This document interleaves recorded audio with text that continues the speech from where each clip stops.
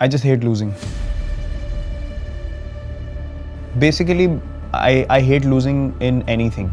That is how a sportsman is made up. But the most important thing for me, I don't want to walk out and say, maybe I could have done this. I don't want any maybes, I don't want any what ifs. When I step onto that field, it's a privilege, it's an honor for me. And when I walk out, I want to have zero energy left, because that is what I'm supposed to do.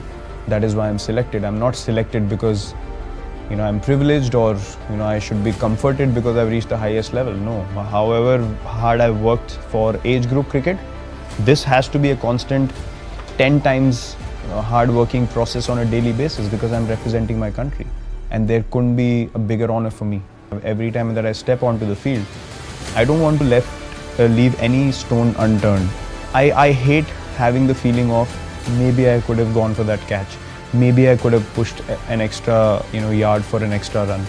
I somehow can't process. So I'm actually always trying to avoid that feeling, and that's why I go along about my work in a crazy manner where I just have to put all my effort into every ball that I play, field, or I'm a part of. When you go out there and play, you get 100. It's not by chance. You need to understand from ball 1 to 90 or 100 how many ever balls you play, or test matches you play a lot more. What were you doing for all those deliveries so you can repeat it? That's consistency for me. It's not easy. If you ask me, do I get affected by failure? Yes, I do. Everyone does. I'm human at the end of the day. So it's difficult to process failure at such a big stage. But also you have to understand that I totally believe in the fact that what's meant to be for you will happen. We were working as hard as we could. All we can do is work hard and put in our best effort. As long as your intent is right, your heart is in the right place, and you're going along the right path, and you're doing things with the right intent, that's all you can do. Success and failure is a part of everything that we do in life, whether it's sport, whether it's in daily life, whether you lose someone close to you, whether it's a problem in your job, anything.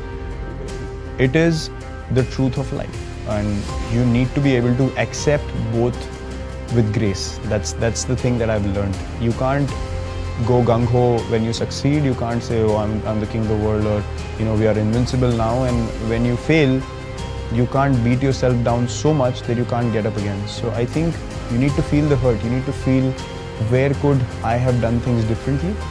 I think failure is a great way or a great opportunity to analyze what went wrong and to improve on those mistakes, because at the end of the day, cricket is all about that. When you make a mistake while batting, you want to improve it the next time you walk out to play. Or if you play a false shot and you haven't gotten out, you want to improve it the next ball. And I think life is all about that. It's about making mistakes on a regular basis, but having the courage and the acceptance and the clarity to say, okay, I have made a mistake. I'm not going to be egoistic about it. I'm going to lay it down, understand what happened, improve on it, and walk forward.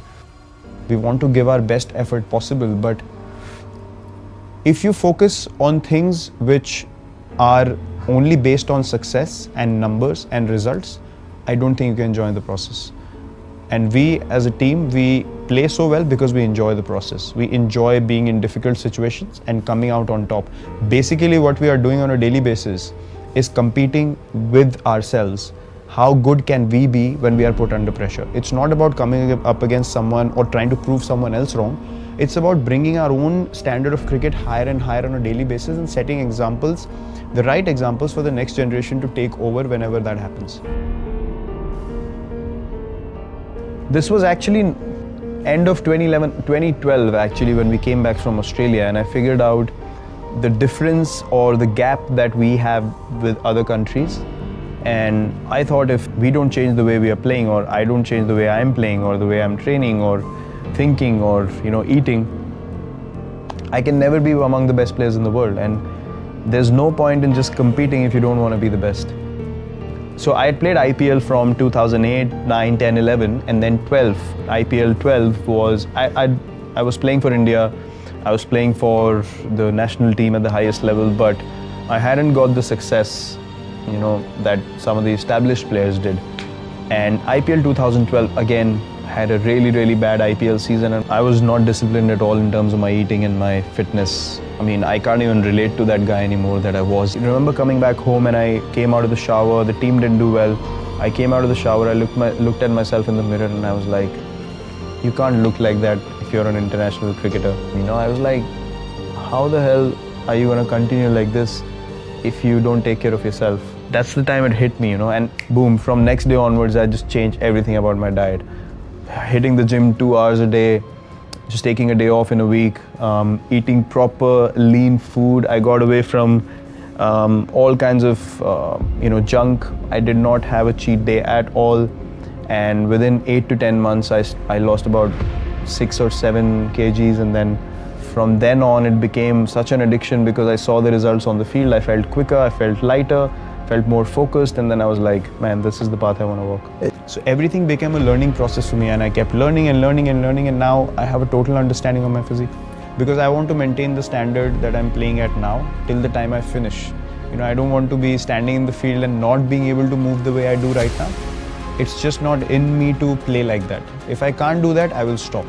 So that is my vision. You know, I want to be able to contribute till the last day I play for India the way I'm doing now, with the same energy, the same enthusiasm. So I will do anything and everything in my ability to achieve that on a daily basis. In the World Cup just now that we played, every game my energy was 120%. So I wanted to be the best version of myself, and then I based everything around that vision.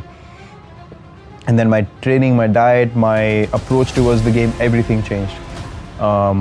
And I know that I wasn't the most skilled sports person when I came in, but the only thing that's been constant is working hard on myself and my game. And that was the time I realized, well, if the Indian team has to be the best team in the world, we need to go ahead in a certain manner. I didn't feel that, you know, when I walked into play, there was any kind of fear or respect in the opposition corner. So I felt like I don't want to walk into the field thinking, or the opposition thinking, oh, this is just a pushover. Don't worry about this guy. He's going to do no damage to us, and he's just playing just like another player in the team and stuff. I wanted to make an impact. I knew that I have the ability to make my team win, and I wanted to be that version of myself where if I walk in, I wanted teams to think like, we need to get this guy out or else we're going to lose the game. So I thought if I can't have that impact on my team, then I'm not doing justice to, you know, where I am. And if I don't want to be that guy, there's something wrong in my head. Either I've accepted being, you know, lower than what I should be, or I just don't have enough drive in me. So I said I'm going to unlock my max potential and achieve what I should be.